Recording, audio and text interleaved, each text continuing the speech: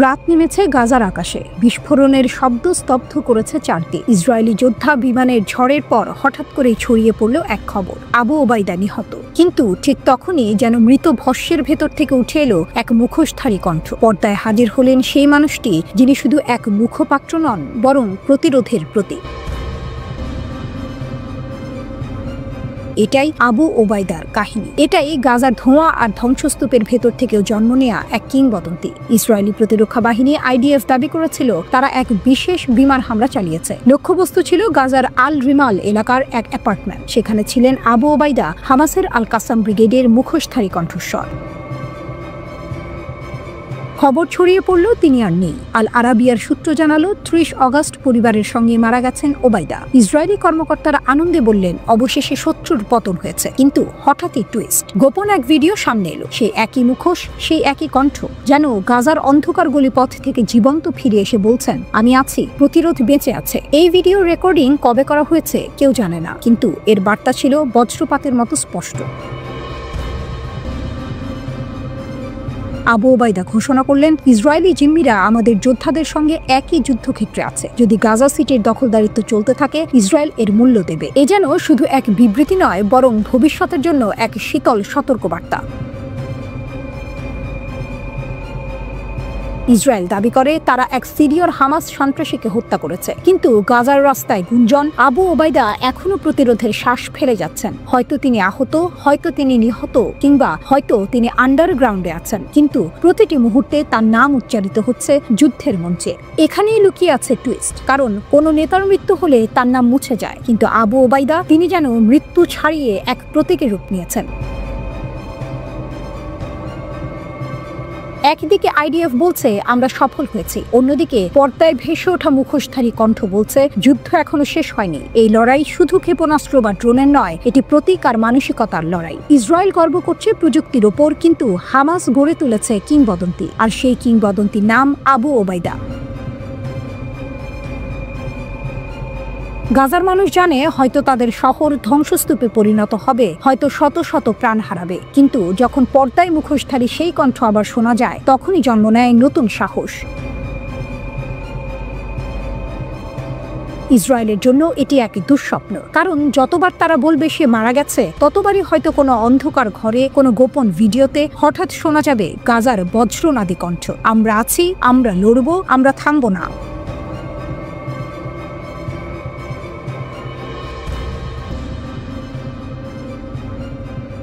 ইয়েমেনিদের আগুনে জ্বলছে Tel Aviv. Yemeni প্রতিশোধের ঝড়, ৩ দিনের ৩ আঘাত, এক শপথ, এক প্রতিজ্ঞা। ইসরায়েলের জন্য খুলবে নরকের দরজা, আর সেই প্রতিশ্রুতির ভয়াল রূপ দেখল তেল আবিব। আকাশ ছিঁড়ে ইয়েমেন থেকে ধেয়ে এলো ব্যালিস্টিক ক্ষেপণাস্ত্র, সাইরেন বাজলো, আলো নিভল, বোমা আশ্রয়ে ছুটল লক্ষ লক্ষ মানুষ।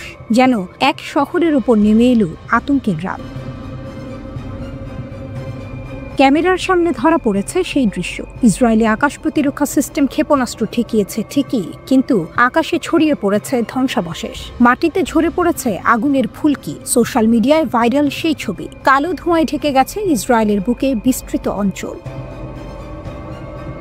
ইয়েমেনি যোদ্ধারা ঘোষণা দিয়েছে এটা কেবল শুরু। তারা বলছে এবার আঘাত হেনেছে ব্যালিস্টিক আর হাইপারসনিক ক্ষেপণাস্ত্র দিয়ে। একটিতে ছিল প্যালেস্টাইন 2, আরেকটি জুলফিকার। ব্যবহার হয়েছে মাল্টি টিপড ফ্র্যাগমেন্টেশন ক্ষেপণাস্ত্র, যা আঘাতের মুহূর্তে ছড়িয়ে দেয় একের পর এক বোমা। লক্ষ্যবস্তু অধিকৃত ইয়াফার সংবেদনশীল স্থাপনা। অভিযান সফল হয়েছে, ঘোষণা ইয়েমেনি বাহিনীর। ইসরায়েলি শত্রু বিমানবন্দর বন্ধ করেছে, আশ্রয়ে লুকিয়েছে লক্ষ লক্ষ মানুষ। গাজার বিজয় হবে ধর্মের বিজয়, জাতির বিজয়, মানবতার বিজয়।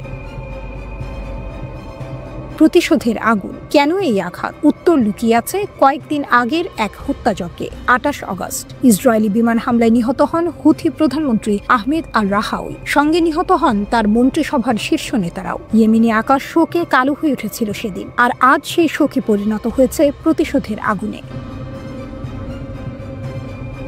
হুথিরা প্রতিজ্ঞা করেছিল গাজার উপর ইসরায়েলের আগ্রাসনের জবাব আসবে ইয়েমেন থেকে। এখন সেই প্রতিশ্রুতি বাস্তব। এর আগে তারা ছুড়েছে 4টি ক্ষেপণাস্ত্র আর 2টি ড্রোন। নতুন হামলা হলো ইয়েমেন থেকে ইসরায়েলের দিকে 5ম ক্ষেপণাস্ত্র আঘাত। শুধু আকাশ নয়, যুদ্ধ পৌঁছে গেছে সমুদ্রেও। হুথিরা ঘোষণা দিয়েছে লোহিত সাগরে ইসরায়েলি মালিকানাধীন জাহাজ আর নিরাপদ নয়। ড্রোন আর ক্ষেপণাস্ত্র ব্যবহার করে একাধিক হামলার খবর দিয়েছে তারা। নতুন কৌশলের ইঙ্গিত। ইসরায়েলের সামরিক রেডিও সতর্ক করেছে হুথিরা এখন হয়তো ব্যবহার করছে ক্লাস্টার মিউনিশন। এই অস্ত্র আঘাতের পর অসংখ্য ছোট ছোট বোমা ছড়িয়ে দেয় বিস্তীর্ণ এলাকায়। গত সপ্তাহে যে ক্ষেপণাস্ত্রটি ইসরায়েলে আঘাত হেনেছিল সেটি বহন করছিল এমন মারাত্মক অস্ত্র। কর্মকর্তারা বলছেন এটি হুথিদের কৌশলগত পাল্টে যাওয়া, যেখানে ব্যর্থতা নয় বরং ভয়ঙ্করতা হয়ে উঠছে তাদের অস্ত্র। তেল আবিবের রাতটি ছিল যেন সিনেমার পর্দা থেকে উঠে আসা এক দুঃস্বপ্ন। সাইরেন বাজছে আর বোমা আশ্রয়ে ঠাসাঠাসি মানুষের দীর্ঘশ্বাস। আকাশে আলোর রেখা, মাটিতে বিস্ফোরণের ধ্বনি। এই আতঙ্কের রূপকার ইয়েমেনি হুথিরা, যারা পাহাড়ের গুহা থেকে প্রতিজ্ঞা করেছে ইসরায়েল শান্তি পাবে না, নিরাপত্তা পাবে না। 3 দিনে 3 আঘাত, প্রতিটি আঘাত যেন এক একটি বার্তা। ইয়েমেনিরা আর নীরব নয়। তাদের ক্ষেপণাস্ত্র শুধু আকাশ ভেদ করছে না, ভেদ করছে ইসরায়েলি অহংকার। প্রতিশোধের ঝড় কেবল শুরু হয়েছে। সামনে কি আছে তা হয়তো কেবল সময়ই বলবে। তবে ইসরায়েলের জন্য আজকের রাত এক স্পষ্ট সতর্কবার্তা। নরকের দরজা সত্যি খুলে গেছে। গাজার আকাশে যখন ইসরায়েলি বোমার আর্তনাদ, তখন প্রায় 2000 কিলোমিটার দূরে বসে প্রতিশোধের বার্তা পাঠাচ্ছে ইয়েমেনের সশস্ত্র বাহিনী। হঠাৎ সাইরেনের শব্দে কেঁপে উঠল ইসরায়েলের 3টি গুরুত্বপূর্ণ শহর, ইয়াফা, আস্কেলন এবং নেগেভ। সাধারণ মানুষের মনে আতঙ্ক। ফ্ল্যাট থেকে পাগলের মতো ছুটে নামছে মানুষ, অনেকটা যেমন করে ফিলিস্তিনিরা গাজায় ইসরায়েলের হামলায় ছোটাছুটি করে। এই হামলা কোনো রাষ্ট্রশক্তির নয়, বরং এক বিদ্রোহী গোষ্ঠীর। ইয়েমেনি সশস্ত্র বাহিনীর মুখপাত্র জেনারেল ইয়াহিয়া সারি এক বিবৃতিতে দাবি করেন তারা ইসরায়েলের 3টি গুরুত্বপূর্ণ স্থানে 5টি ড্রোন দিয়ে হামলা চালিয়েছে। প্রথম হামলায় ইয়াফার একটি গুরুত্বপূর্ণ লক্ষ্যবস্তুতে আঘাত হানে 2টি ড্রোন। এরপর আশকেলান এবং নেগেভ অঞ্চলে সামরিক স্থাপনা লক্ষ্য করে আরও 3টি ড্রোন পাঠানো হয়। ইয়েমেনিরা দাবি করেছে তাদের সব অভিযান সফল হয়েছে। এই হামলার পেছনের বার্তাটি খুব স্পষ্ট। যতদিন গাজায় আগ্রাসন বন্ধ না হবে, ততদিন ইসরায়েলের ওপর এই হামলা চলতেই থাকবে। যদিও ইসরায়েলি সেনাবাহিনী একটি ড্রোন ভূপাতিত করার দাবি করেছে, এই ঘটনা তাদের জন্য একটি গভীর উদ্বেগের কারণ এই হামলা কেবল ড্রোন হামলা নয়, বরং এক নতুন ধরনের যুদ্ধের ইঙ্গিত। ইয়েমেনি সশস্ত্র বাহিনী এখন কেবল ইসরায়েলি বন্দরগামী জাহাজ নয়, বরং যেসব কোম্পানির জাহাজ ইসরায়েলি বন্দর ব্যবহার করে তাদের মালিকানাধীন সব জাহাজকেও নৌ অবরোধের আওতায় আনার হুমকি দিয়েছে। নিঃশব্দ বিশ্ব এবং ইয়েমেনের গর্জন। যখন ফিলিস্তিনিদের ওপর ইসরায়েলের অমানবিক অত্যাচারে সমগ্র বিশ্ব এবং প্রভাবশালী আরব দেশগুলো নীরব, তখন এই নীরবতাকে ভাঙছে কেবল ইয়েমেন। গাজার মানুষের হয়ে বর্বর ইসরায়েলের বিরুদ্ধে লড়াই চালিয়ে যাচ্ছে। এই অসম যুদ্ধের পেছনে একটি নীরব শক্তি কাজ করছে বলে পশ্চিমা মিডিয়া দাবি করছে। সেই শক্তি হলো মধ্যপ্রাচ্যের অন্যতম প্রভাবশালী দেশ ইরান। তাদের দাবি ইরান পরোক্ষভাবে হুথিদের অস্ত্র এবং অর্থ দিয়ে সাহায্য করছে। ফিলিস্তিনের পাশে যখন কোনো শক্তিশালী রাষ্ট্র দাঁড়াচ্ছে না, তখন এক বিদ্রোহী গোষ্ঠী, যারা নিজেরাই এক ধ্বংসাত্মক যুদ্ধের মধ্যে রয়েছে, তারাই এই প্রতিশোধের আগুন জ্বালিয়ে রেখেছে। এই ঘটনা প্রমাণ করে মধ্যপ্রাচ্যের রাজনীতিতে এমন কিছু জোট এবং সম্পর্ক আছে যা প্রকাশ্যে আসে না। এক অদৃশ্য শক্তির হাত ধরে ইয়েমেনের হুথিরা দূর থেকে ইসরায়েলের ওপর আঘাত হানছে, যা ইসরায়েলের সামরিক সক্ষমতার জন্য এক নতুন চ্যালেঞ্জ তৈরি করেছে। এই যুদ্ধ কেবল ড্রোন বা ক্ষেপণাস্ত্রের নয়, এটি প্রতিরোধের, যার আঘাত ইসরায়েল অনুভব করছে। এই আক্রমণের মাধ্যমে ইয়েমেনিরা কেবল ইসরায়েলকে বার্তা দিচ্ছে না, বরং গোটা বিশ্বকে মনে করিয়ে দিচ্ছে যে গাজার নিপীড়িত মানুষের জন্য লড়াই এখনো শেষ হয়নি।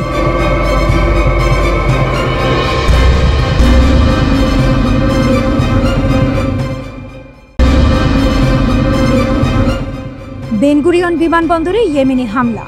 গাজার প্রতিশোধের আগুনে কি কাঁপছে ইসরায়েল? আকাশ ছিল শান্ত, কিন্তু সেই শান্তি ভেঙে দিল এক বজ্রনাদ। ইয়েমেনের দিক থেকে ছুটে এলো প্যালেস্টাইন 2 হাইপারসনিক ব্যালিস্টিক ক্ষেপণাস্ত্র। লক্ষ্য সরাসরি তেল আবিবের হৃৎপিণ্ড, বেনগুরিয়ন আন্তর্জাতিক বিমানবন্দর। এক মুহূর্তে আকাশে আগুনের ফুলকি আর মাটিতে তীব্র বিস্ফোরণ। মিলিয়ন ইহুদিবাদী আতঙ্কে আশ্রয় কেন্দ্রে ছুটে গেল। বিমানবন্দরের কার্যক্রম স্থগিত, আকাশ সীমা নিস্তব্ধ। ইয়েমেনি সশস্ত্র বাহিনী YAF এর মুখপাত্র ব্রিগেডিয়ার জেনারেল ইয়াহিয়া সারি গর্ব করে জানালেন, অভিযান সফল। এটি ফিলিস্তিনি জনগণের প্রতি আমাদের অটল সমর্থন এবং ইসরায়েলি গণহত্যা ও অবরোধের সরাসরি জবাব। সেই কণ্ঠে ছিল হুঙ্কার, এটা শেষ নয়, বরং শুরু মাত্র। গাজার প্রতিটি কান্না যেন প্রতিধ্বনিত হচ্ছে ইয়েমেনি ক্ষেপণাস্ত্রের ইঞ্জিনে। ওয়াইএএফ স্পষ্ট জানিয়ে দিয়েছে, গাজা দখল শেষ না হওয়া পর্যন্ত, অবরোধ না ওঠা পর্যন্ত এই হামলা চলবে। আমরা প্রতিরোধের পাশে আছি শেষ নিঃশ্বাস পর্যন্ত, ঘোষণা এসেছে আনসারুল্লাহ নেতৃত্ব থেকে। এই আক্রমণ শুধুই একক ঘটনা নয়, বরং এক বিশাল ধারাবাহিকতার অংশ। 2023 সালের অক্টোবরে গাজায় যুদ্ধ শুরু হওয়ার পর থেকে ইয়েমেনি সশস্ত্র বাহিনী 520টির বেশি অভিযান চালিয়েছে। আকাশে প্যালেস্টাইন 2 ক্ষেপণাস্ত্র, ইয়াফা ড্রোন, সাগরে নৌ আক্রমণ আর ক্রুজ ক্ষেপণাস্ত্রের বৃষ্টি। শুধু 2025 সালের জুলাই মাসেই আনসারুল্লাহ নেতা আব্দুল মালিক আল হুতি ঘোষণা করেছেন 1 সপ্তাহে 45টি অভিযান। অগাস্টেও চলছে এই আগুনের খেলা। হাইফা, আইলাত, নাকাব মরুভূমি, কোথাও রেহাই নেই। ইয়েমেনের যুদ্ধ এখন কেবল সামরিক নয়, অর্থনৈতিকও। লোহিত সাগরে নৌ অবরোধের 4র্থ পর্যায়ে চলছে। ইসরায়েলি বন্দর ইলাত এখন প্রায় মৃত। 2023 সালে যেখানে 134টি জাহাজ নোঙর করত, 2025 সালের প্রথম 5 মাসে তা নেমে এসেছে মাত্র 6টিতে। জুলাইয়ে বন্দর পুরোপুরি বন্ধ। এই অর্থনৈতিক চাপ ক্ষেপণাস্ত্রের বজ্রাঘাতের সাথে মিলে তৈরি করেছে একদম বন্ধ করা অবস্থা। বেনগুরিয়ন বিমানবন্দর একাধিকবার আঘাতের শিকার হয়েছে। প্রতিবারই একই দৃশ্য, সাইরেন বাজছে, ভীত সন্ত্রস্ত মানুষ দৌড়াচ্ছে আশ্রয় কেন্দ্রে। প্রতিবারই একই দৃশ্য, সাইরেন বাজছে, ভীত সন্ত্রস্ত মানুষ দৌড়াচ্ছে আশ্রয় কেন্দ্রে, ফ্লাইট স্থগিত, আন্তর্জাতিক যাতায়াত বিঘ্নিত। 2025 সালের মে মাসে সরাসরি হামলার পর বিমান চলাচল 13% কমে গেছে। এখানে একটি বড় মোড়, ইয়েমেন একা নয়, ছায়ার আড়াল থেকে হিজবুল্লাহ একই শত্রুর বিরুদ্ধে যুদ্ধের প্রস্তুতি বাড়াচ্ছে। দক্ষিণ লেবাননের সীমান্তে তাদের রকেট নিক্ষেপ প্রস্তুতি, ড্রোন অভিযান আর গোপন অপারেশন আজ ইসরায়েলের দুঃস্বপ্ন। হিজবুল্লাহ ও ইয়েমেন, এই দুই প্রতিরোধ শক্তি যেন ভিন্ন ময়দানে দাঁড়িয়েও একই সুরে গাইছে।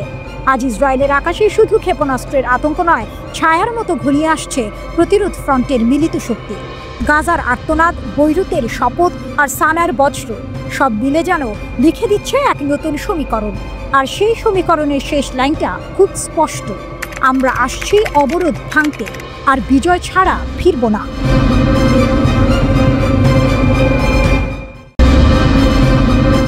রাত নেমেছে গাজার দক্ষিণে। ভাঙা বাড়ি ঘর, জ্বলন্ত ধ্বংসস্তূপ, কাঁপতে থাকা আকাশ। হঠাৎ করে গুলির শব্দে থরথর করে ওঠে দক্ষিণ গাজার আল জাইতুন মহল্লা। মসজিদের পাশেই দীর্ঘদিন ধরে অবস্থান নিয়েছিল ইসরায়েলি ট্যাঙ্ক আর সামরিক যান। ঠিক সেখানেই হঠাৎ বেরিয়ে আসা এক ইসরায়েলি সেনাকে লক্ষ্য করে গুলি ছোড়ে আল কাসম ব্রিগেডের যোদ্ধা। মুহূর্তেই থেমে যায় সেই সেনার চলাচল।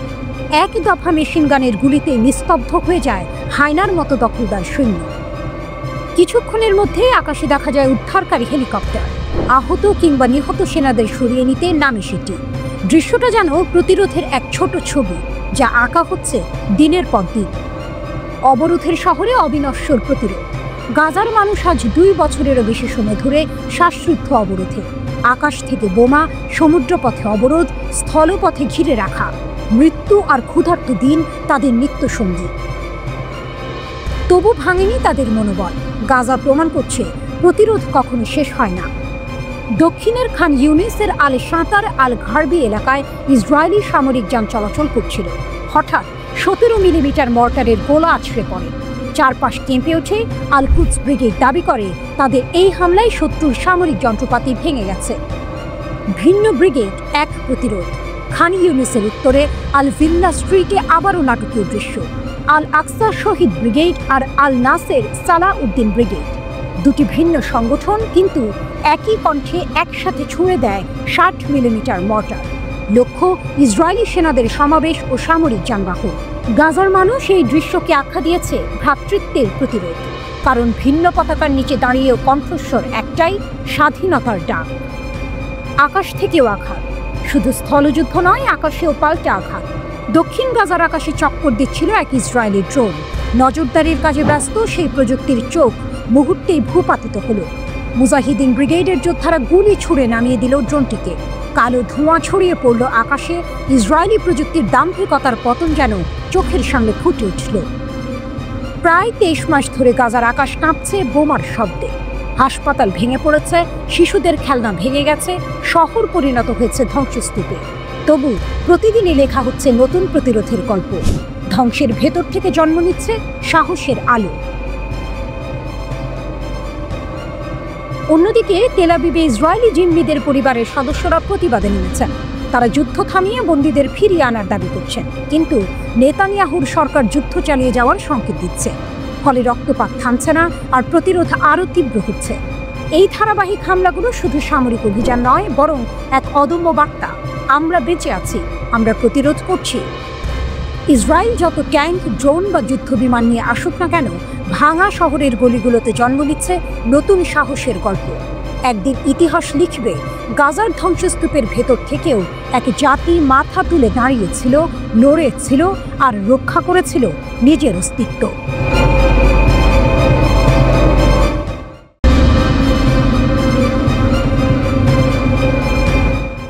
অন্ধকার রাত, হঠাৎ আকাশ চিরে ছুটে চলল এক আগুনের রেখা, তারপর বিস্ফোরণ। তেল আবিবের কাছে শহরের আঙিনায় আছড়ে পড়ল এক ভয়ঙ্কর মিসাইল।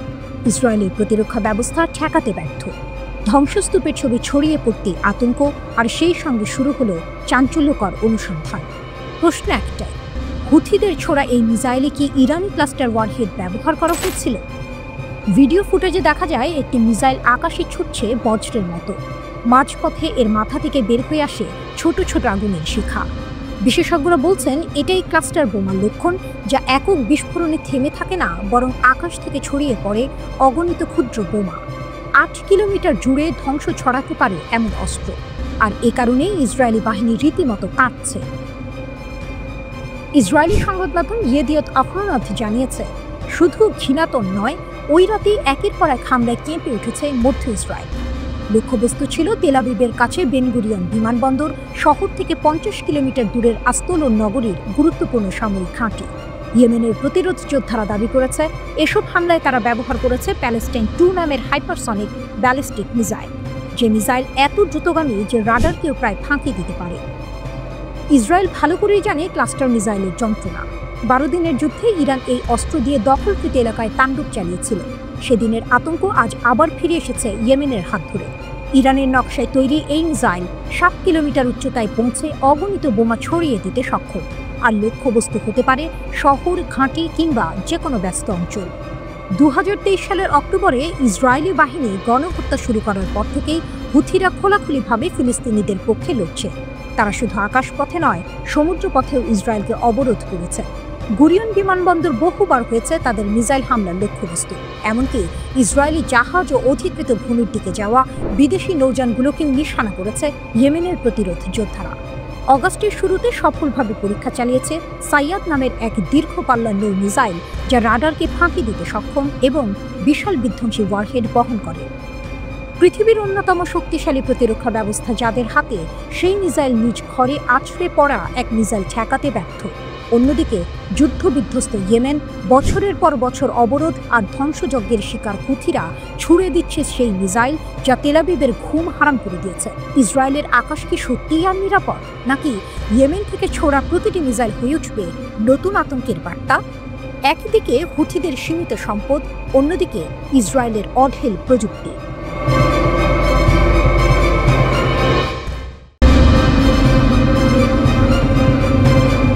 যুদ্ধের ময়দান বদলাচ্ছে, আর সেই বদলের মুখে দাঁড়িয়েছে ইরান, যেখান থেকে উঠে এসেছে এক প্রযুক্তির অদ্ভুত দানব, আবাবিল 3 ড্রোন।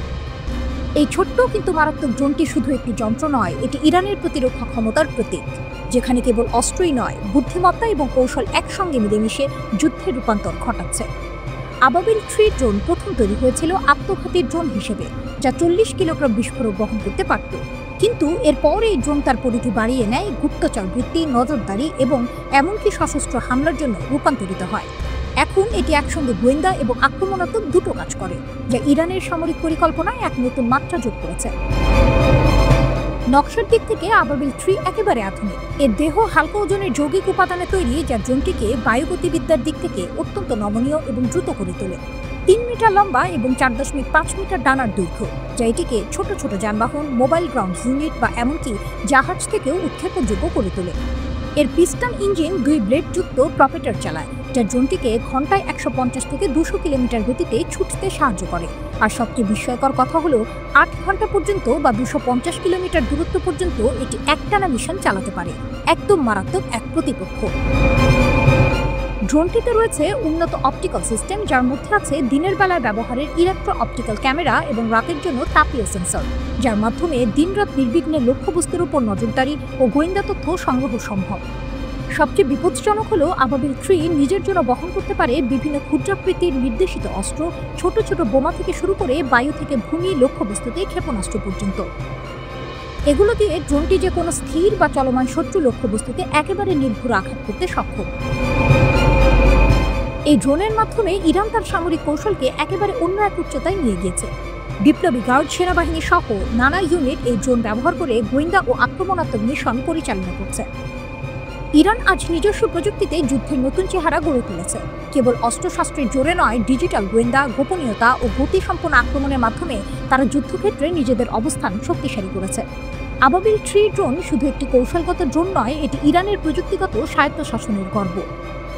এখন যে দেশগুলো আগে শুধু উন্নত ড্রোন কিনতো, তারা আজ চমকে যাচ্ছে ইরানের এই অগ্রগতিতে। আর যেখানে ইরান তার শক্তি প্রয়োগ করছে, সেই অঞ্চলে এই ড্রোন যুদ্ধের গতিপথ বদলে দিচ্ছে। এই ড্রোনের অস্তিত্ব ইঙ্গিত দেয় ইরান যুদ্ধক্ষেত্রে টিকে থাকার জন্য প্রস্তুত, শুধু বল নয়, নতুন এক প্রযুক্তির খেলায় প্রবেশ করেছে, যেখানে ছায়া হয়ে আক্রমণ এবং দিক বদলানোর কৌশলই বড় অস্ত্র। গভীর রাতের আকাশে বিস্ফোরণের আগে যে মুহূর্তটা নীরব, সেই মুহূর্তে আবাবিল 3 ড্রোন উঠে আসে নিজের অস্ত্রশস্ত্র নিয়ে, একেবারে প্রাণঘাতী এক ধ্বনি হয়ে। এটাই ইরানের প্রতিরোধের নতুন চাবিকাঠি, যুদ্ধের মাঠের নয়া প্রহরী, আকাশের অদেখা দিক।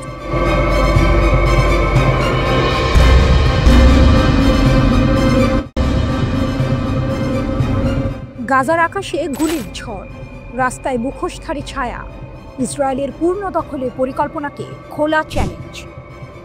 গাজার ভোর, ধোঁয়ায় ঢেকে আছে রাস্তাঘাট, দূর থেকে ভেসে আসছে বন্দুকের গর্জন আর মানুষের স্লোগান। এই অস্থির মুহূর্তে হঠাৎ হাজির হলো তারা, হামাসের আল কাসাম ব্রিগেডের মুখোশধারী যোদ্ধারা। শুধু যুদ্ধ নয়, তারা এসেছে এক অদ্ভুত কারণে, উদযাপন করতে। আইডিএফের অবরোধে শ্বাসরুদ্ধ গাজায় একদল চোর আর লুটেরাকে দমন করেছে হামাসের বিশেষ বাহিনী অ্যারো ইউনিট। তারপরেই গাজার আল জালা স্ট্রিটে বেরিয়ে এলো তাদের কুচকাওয়াজ। গলিপথ ভরে গেল মানুষে, কেউ হাততালি দিচ্ছে, কেউ পতাকা উড়াচ্ছে, আর আকাশ ফুঁড়ে উঠছে উদযাপনের গুলি। তবে এর পেছনে আছে এক গাঢ় অন্ধকার। 2023 সাল থেকে ইসরায়েলের লাগাতার হামলায় গাজার পুলিশ ব্যবস্থা ভেঙে পড়েছে। আইন শৃঙ্খলা নেই বললেই চলে, লুটপাট, ডাকাতি সবই বেড়েছে কয়েকগুণ। অনেক এলাকায় অভিযোগ উঠেছে ইসরায়েলি বাহিনী নাকি ইচ্ছে করে লুটেরাদের মুক্ত ছাড় দিয়েছে। এর মাঝেই শক্তি প্রদর্শন করছে হামাস। যুক্তরাষ্ট্রভিত্তিক এফডিডি সংস্থার বিশ্লেষক জো ট্রুজম্যানের ভাষায়, ভিডিওতে দেখা যাচ্ছে হামাস প্রকাশ্য অস্ত্র নিয়ে রাস্তায় টহল দিচ্ছে। এটা প্রমাণ করে যে ইসরায়েল যতই দাবি করুক, হামাসের ক্ষমতা এখন অটুট। ইসরায়েল বারবার বলেছে তারা নাকি গাজায় হামাসের সামরিক ও শাসন ক্ষমতা ধ্বংস করেছে, কিন্তু বাস্তব চিত্র অন্য কথা বলছে। ট্রুজম্যানের মতে, স্থল পরিস্থিতি প্রমাণ করছে হামাস শুধু বেঁচে নেই, তারা সক্রিয়ভাবে লড়ছে এবং জনসমর্থন ধরে রেখেছে। এখনো পর্যন্ত ইসরায়েলের বড় লক্ষ্যগুলো পূরণ হয়নি। সব জিম্মির মুক্তি, হামাসের পূর্ণ পতন এবং গাজা দখল। বরং বিপরীতটা ঘটছে। প্রায় পুরো গাজা জুড়ে হামাস ও মিত্র ফিলিস্তিনি গোষ্ঠীগুলো আইডিএফ এর বিরুদ্ধে লড়াই করছে। এমন পরিস্থিতিতে তেল আবিব নতুন পরিকল্পনা করেছে, গাজা শহর দখল করবে। এই খবর ছড়িয়ে পড়তে বিশ্ব জুড়ে ক্ষোভ, এমনকি ইসরায়েলের ভেতরে অস্থিরতা। কারণ সাধারণ ইসরায়েলিরা মনে করেন গাজা শহরে সামরিক অভিযান মানে বন্দী জিম্মিদের জীবন ঝুঁকির মুখে ফেলা। আর এই জিম্মিদের নিয়েই এসেছে সবচেয়ে ভয়ঙ্কর টুইস্ট। হামাস নাকি তাদের যোদ্ধাদের গোপন নির্দেশ দিয়েছে, যদি ইসরায়েলি সেনারা জিম্মিদের কাছে পৌঁছায় তবে কাউকে জীবিত রাখা হবে না। গাজায় সামরিক অভিযান সম্প্রসারণের বিকল্প নেই বলে দাবি করেছেন ইসরায়েলি প্রধানমন্ত্রী বেনিয়ামিন নেতানিয়াহু। জেরুজালেমে আয়োজিত এক সংবাদ সম্মেলনে নিজেদের সিদ্ধান্তের সাফাই গিয়ে তিনি বলেন, হামাসকে পরাজিত করে তাদের উদ্দেশ্য পূরণ ছাড়া ইসরায়েলের অন্য কোনো গতি নেই। গাজার পূর্ণ ও স্থায়ী নিয়ন্ত্রণের উদ্দেশ্যে নতুন পরিকল্পনা অনুমোদনের অভিযোগ প্রত্যাখ্যান করে নেতানিয়াহু দাবি করেন, দখল নয়, আমরা গাজাকে মুক্ত করতে চাই। তিনি আরও বলেন, গাজার সশস্ত্র গোষ্ঠীদের নিরস্ত্রীকরণের মাধ্যমে নিরাপত্তা নিয়ন্ত্রণ নিশ্চিত করা তাদের লক্ষ্য। এরপর গাজার শাসনভার ইসরায়েলি বেসামরিক প্রশাসনের হাতে তুলে দেওয়া হবে।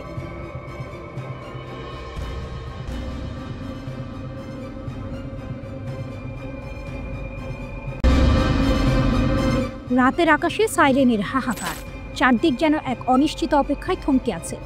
কিন্তু সেই নীরবতা ভেঙে দিল আগুনের রেখা।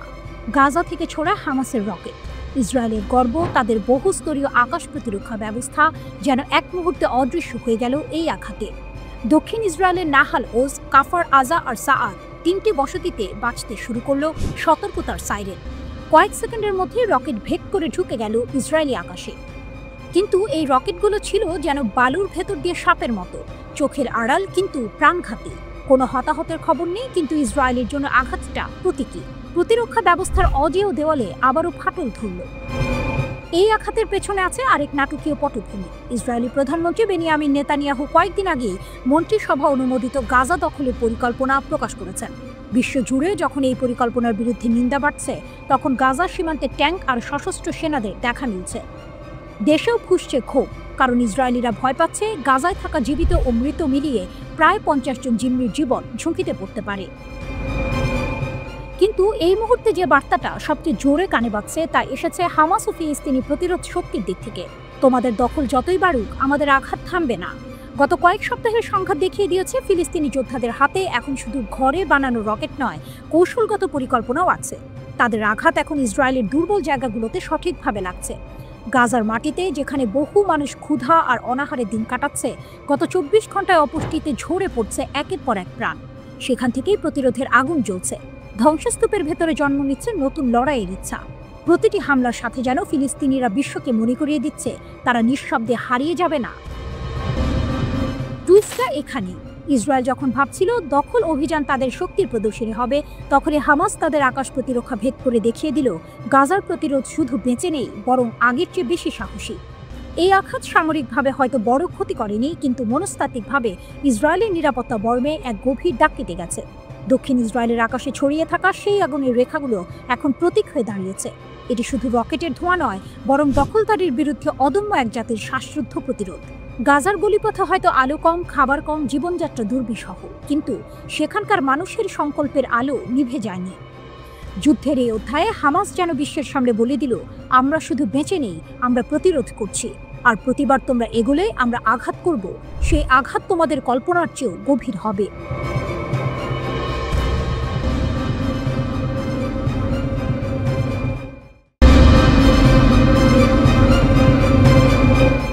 ভূমিকম্প নাকি পারমাণবিক পরীক্ষা?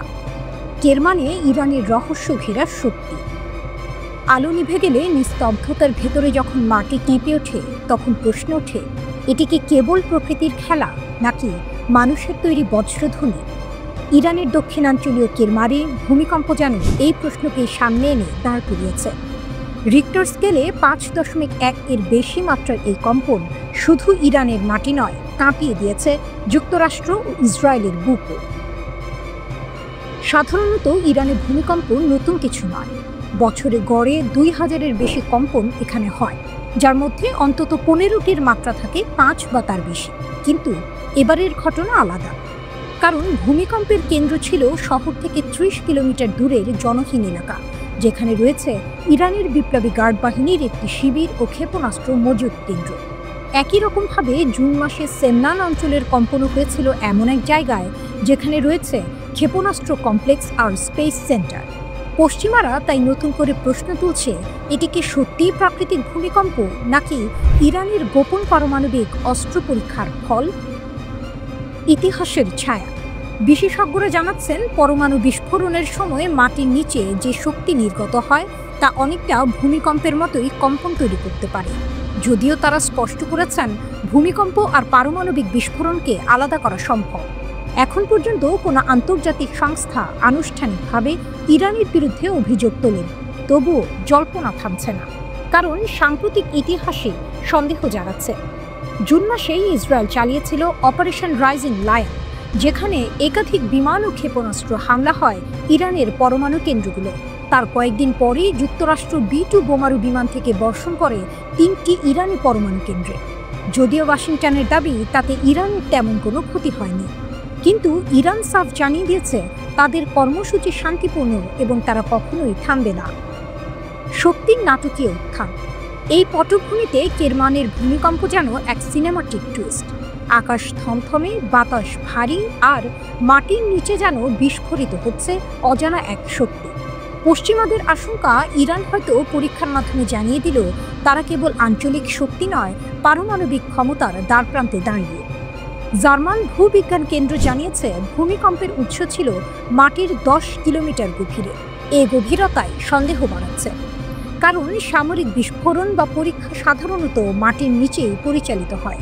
ফলে অনেকের চোখে এটি আর নিছক প্রাকৃতিক বিপর্যয় নয়, বরং শক্তির প্রদর্শনী। ওয়াশিংটন আর তেল আবিবে হয়তো এখন একটাই প্রশ্ন ঘুরপাক খাচ্ছে, ইরান কি সত্যিই পারমাণবিক অস্ত্র হাতে নিয়েছে?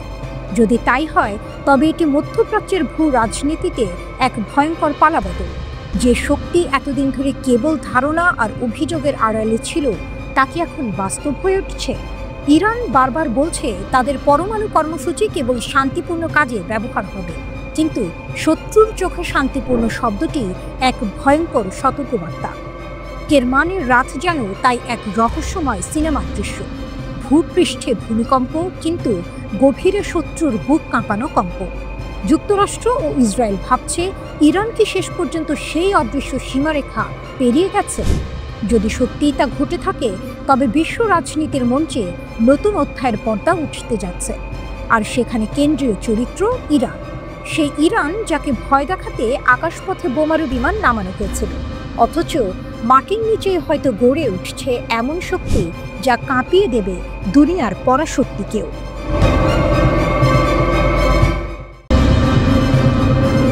ইরানের ক্ষেপণাস্ত্রে ভেঙে গেল ইসরায়েলের অজেয় ভাবমূর্তি।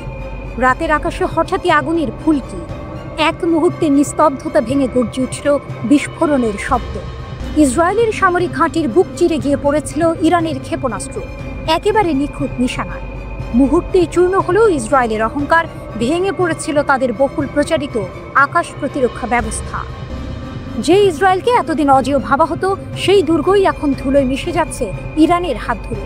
ইতিহাস যেন লিখে দিল নতুন সমীকরণ, ইসরায়েল দুর্বল, ইরান অদম্য। ইরানের ঘোষণা। এই চমকপ্রদ তথ্য জানালেন ইরানের প্রতিরক্ষামন্ত্রী ব্রিগেডিয়ার জেনারেল আজিজ নাসিরজাদে। তার কণ্ঠে ছিল দৃপ্ততা। আমাদের দেশীয় প্রযুক্তিতে তৈরি উন্নত ক্ষেপণাস্ত্রই ইতিহাস গড়েছে। আমরা শুধু প্রতিরক্ষা করি না, আমরা প্রতিপক্ষকে পরাস্ত করতেও সক্ষম। ইরানের সংসদ ও প্রতিরক্ষা কর্মকর্তাদের উপস্থিতিতে এক বৈঠকে তিনি আরও স্পষ্ট করেন, এই যুদ্ধ প্রমাণ করে দিয়েছে ইসরায়েল মোটেও অজেয় নয়, বরং আঞ্চলিক সমীকরণের মূল চালিকা শক্তি হয়ে উঠছে ইরানের আধুনিক ক্ষেপণাস্ত্র প্রযুক্তি। ইসরায়েল ভেবেছিল পশ্চিমা সহায়তায় তাদের প্রতিরক্ষা ব্যবস্থা অটল, কিন্তু বাস্তবতা অন্য কিছু বলছে। ইরানের হামলায় কার্যত ভেঙে পড়েছে সেই সব প্রতিরক্ষা বুদ্ধ। যুক্তরাষ্ট্র, ইউরোপ সব মিলিয়েও তারা রক্ষা করতে পারেনি ইসরায়েলের আকাশ। অর্থাৎ কথিত অবৈধ ইসরায়েল আসলে এক দুর্বল বাস্তবতায় দাঁড়িয়ে আছে। 13 জুন ইসরায়েল আক্রমণ চালায় ইরানের উপর। মাত্র 12 দিনের আগ্রাসনে প্রাণ হারায় 1000-এরও বেশি মানুষ। এর কিছুদিন পর 22 জুন যুক্তরাষ্ট্র সরাসরি যুদ্ধে নেমে ইরানের 3টি পারমাণবিক স্থাপনায় বোমা বর্ষণ করে। কিন্তু পাল্টা জবাবে খেলা ঘুরে যায়। ইরান এমন শক্তি প্রদর্শন করে যা হতবাক করে তোলে ইসরায়েল ও যুক্তরাষ্ট্রকে। অবশেষে তারাই বাধ্য হয় যুদ্ধবিরতির আহ্বান জানাতে। ইরানের শক্তি। আজকের ইরান আর আগের মতো নয়। দেশীয় প্রযুক্তি, আধুনিক ক্ষেপণাস্ত্র আর দৃঢ় প্রকল্পে তারা গড়ে তুলেছে নতুন বাস্তবতা। ইরানের সংসদ সদস্যরা সশস্ত্র বাহিনীর সাফল্যের ভূয়সী প্রশংসা করেছেন। তারা প্রতিশ্রুতি দিয়েছেন সামরিক প্রযুক্তির প্রতিটি অগ্রগতিতে থাকবে অব্যাহত সমর্থন। ইরান তাই কেবল প্রতিরক্ষায় সীমাবদ্ধ নয়, তাদের ক্ষেপণাস্ত্র এখন প্রতিপক্ষের অহংকার ভেঙে দেওয়ার হাতিয়ার। ধ্বংসস্তূপের ভেতর দাঁড়িয়ে আছে এক নতুন বার্তা, ইসরায়েল মোটেও অজেয় নয়। ইরানের প্রতিরক্ষামন্ত্রী স্পষ্ট করে দিয়েছেন, যদি আবারও সীমান্তে আগ্রাসন চালানো হয়, তবে সেই জবাব আসবে আধুনিক ক্ষেপণাস্ত্র থেকে। এমন জবাব যা মুহূর্তেই ধুলোয় মিশিয়ে দিতে পারে প্রতিটি দুর্গ, প্রতিটি গর্ব। ইরানি সেনাবাহিনীর মুখপাত্র ব্রিগেডিয়ার জেনারেল আবুল ফজল শেখারচি বলেছেন, জাতীয় ঐক্য, ইসলামী বিপ্লবের নেতা আয়াতুল্লাহ সাইয়েদ আলী খামেনির প্রজ্ঞাপন নেতৃত্ব এবং সেনাবাহিনীর শক্তি ইসরায়েলি আগ্রাসনের বিরুদ্ধে 12 দিনের যুদ্ধে ইরানের বিজয়ের মূল উপাদান। তিনি আবারও স্মরণ করিয়ে দেন, আল্লাহর ওপর ভরসা, নেতার প্রজ্ঞাবান নেতৃত্ব, জনগণের সর্বাত্মক সমর্থন এবং সশস্ত্র বাহিনীর অক্লান্ত প্রচেষ্টা ছিল এই বিজয়ের প্রধান চালিকা শক্তি। সেনা মুখপাত্র আরও বলেন, ইরানের সশস্ত্র বাহিনী সর্বশক্তি দিয়ে দেশের জাতীয় সার্বভৌমত্ব ও ভৌগোলিক অখণ্ডতা রক্ষায় সর্বদা প্রস্তুত।